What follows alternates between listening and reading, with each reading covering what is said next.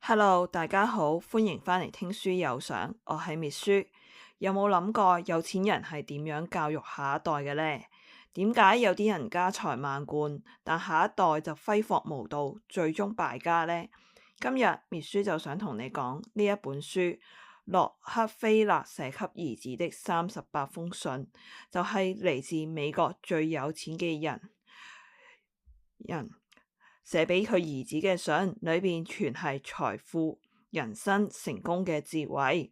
如果你都想學習世界級嘅富豪點樣諗嘢，點樣培養富人思維，你一定要聽埋落去啊！財富其實唔係最大嘅優勢，正確嘅係金錢觀先係。洛克菲勒係美國史上第一位億萬富翁、石油大王，但佢冇因為自己超有錢就縱壞啲仔女，反而教佢哋金錢只係工具，最重要嘅係你點樣運用佢。佢教個仔唔係擁有幾多錢，而係點樣管理啲錢。好多富二代揮霍無度，最終變成富不過三代嘅例子，通街都係。實戰例子咯，為何點解呢個中樂透獎嘅人最終都破產呢？有研究發現，超過70% 嘅中樂透獎嘅人都會喺5年內破產，原因就係佢哋冇理財觀念，突然間有咁多錢，反而成為一個災難。洛克菲勒強調，財富應該係累積同增值，而唔係亂花嘅。勤奮加誠信先等於成功資本。洛克菲勒認為，無論幾富有，都要保持勤奮同誠信，千祈唔好覺得自己有錢就唔需要努力。佢細個時候都有幫人打工㗎，每日只係賺幾個先嘅啫。佢第一份工只係會計助理，但佢對每一分錢都好認真，因為佢知道積少成多。實戰例子咯，巴菲特年輕嘅時候係送報紙賺錢嘅，咁而家巴菲特已經係現代最成功嘅投資家之一。佢細個已經送報紙儲錢，從來都冇靠父母，係靠自己累積財富。洛克菲勒話，如果一個人冇辦法管理好啲小錢，佢將來係管理唔到啲大錢嘅。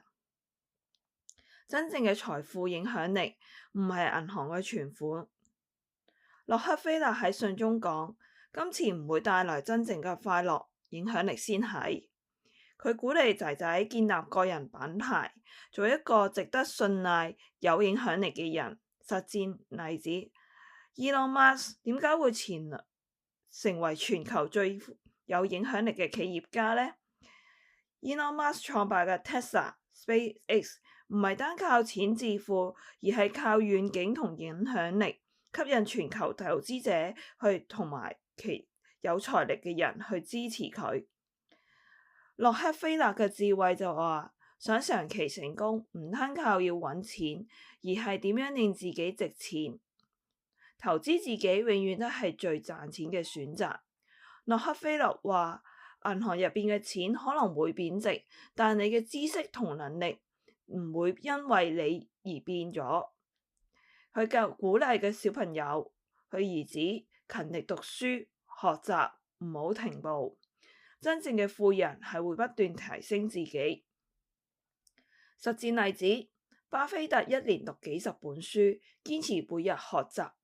巴菲特雖然已經係全球最頂級嘅投資家，但佢每日仍然用幾個鐘讀書，吸收新知識。